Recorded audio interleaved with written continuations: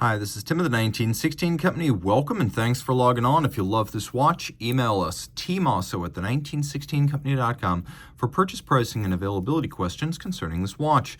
Today we're discussing a bit of an anomaly. Technically, this is the 2021 model year 50-piece limited edition H. Moser Cie Pioneer Perpetual Calendar Month date, and it was the second in that series after 2019's Burgundy dial. But while this is technically the funky blue variant and the second edition of the month date, I've previously reviewed that watch and it had a far more saturated blue dial.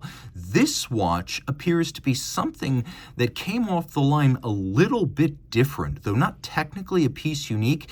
It has a sort of slate blue silver periwinkle aesthetic to the dial that is completely distinct from the more saturated and distinctly blue funky blue. So you are looking at something that is difficult to classify, almost a subspecies. The watch is the same externally in steel, 42.8 millimeters in diameter, 15 millimeters thick, 51 millimeters from lug tip to lug tip, with a 22 millimeter spacing in between the lugs again. Technically, 50 of these were made, but I've never seen one with a dial quite like this. Thrown it on my wrist, which is 16 centimeters in circumference. It's big, and it wears big.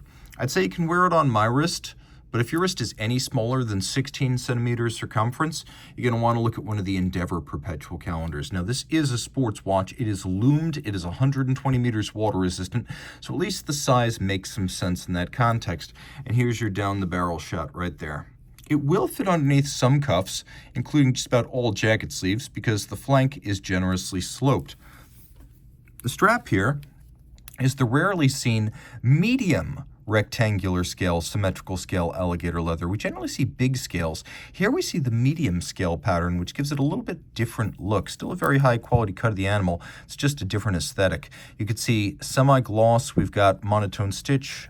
We've got sheer cut edges lacquered for refinement, calfskin on the bottom, brand new Moser factory strap, no crimping, no gouging, paired with a steel pin buckle. And of course at Moser, the buckles generally match the design of the case, so we have coining on the buckle, and we have coining within the recesses of the case flank.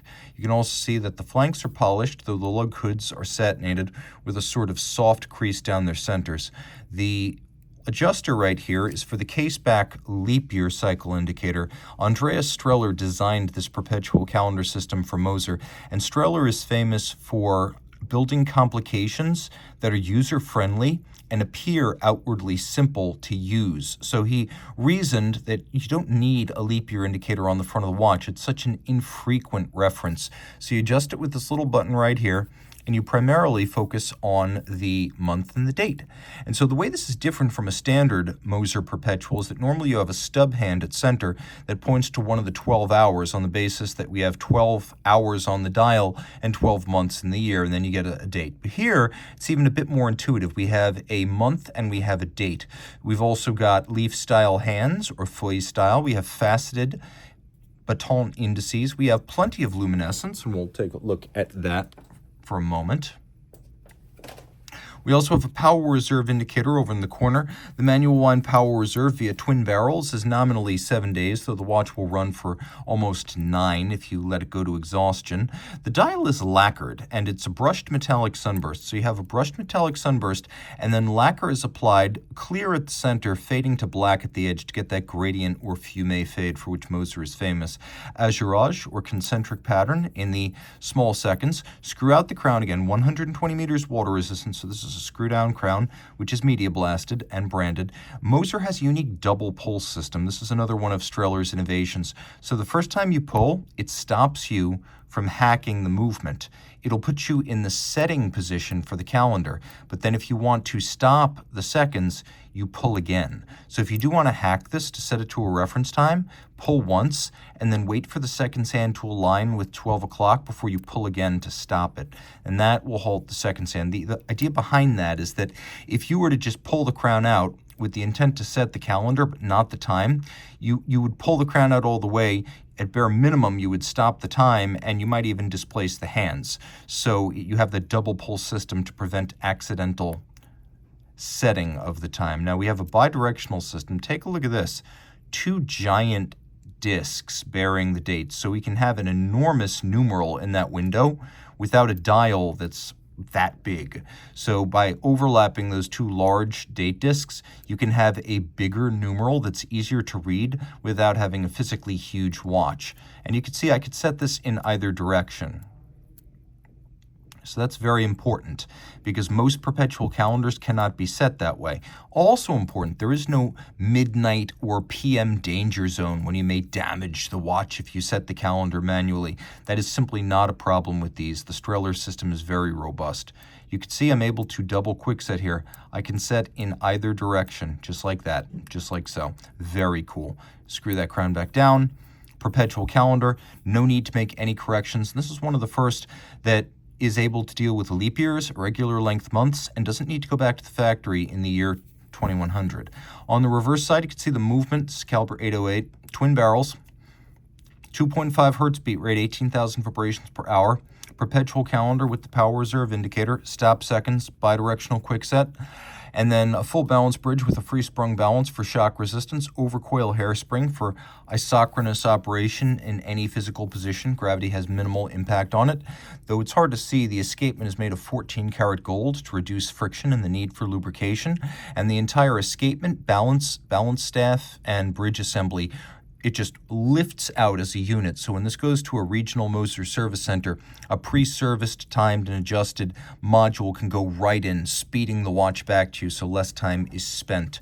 Taking a quick look, we have double-crested Côte de Genève across the bridges, which are split down the center for swifter servicing, but they're designed to read like the three-quarter bridge of a vintage Moser pocket watch, and that is why we have the golden chaton cups holding the jewels and fixed in place by screws, the three-quarter bridge and the chaton signatures of 19th century, early 20th century pocket watches of the type made by the original Moser company. Today's Moser company out of Schaffhausen, Switzerland, German-speaking Switzerland. It is a recreation. It is a revival brand founded in 2005, but they try to link to their history with some of the aesthetic elements here. The bevels are attractive, and you can see that they're nice and shiny from this distance. Up close, they're a little bit more clearly machined, but they are of a high quality. Not all machined bevels are created equal. Some are neater and brighter, and this is a good example of that. You can see those double-crested Côte de Genève. All screw heads are mirror finished, and we have lovely swan's neck style click with satination on its top. And by the way, Moser making the oscillator, that is the balance, the hairspring, and the 14 karat gold escapement in-house, a very rare and difficult feat to achieve. This is an unusual watch, and even if you were to inspect the other 49 examples from this limited series, the one in my hand likely would stand apart. I would describe it as almost an unofficial piece unique simply because of the way the dial came off. Creating colored dials, especially with a gradient fade and lacquer over galvanized base, it's not an exact science. And this is a fascinating option for those who want their blue to be perhaps a little less funky, but no less Moser. Reach out to Team Mosso at the 1916company.com for purchase and pricing details.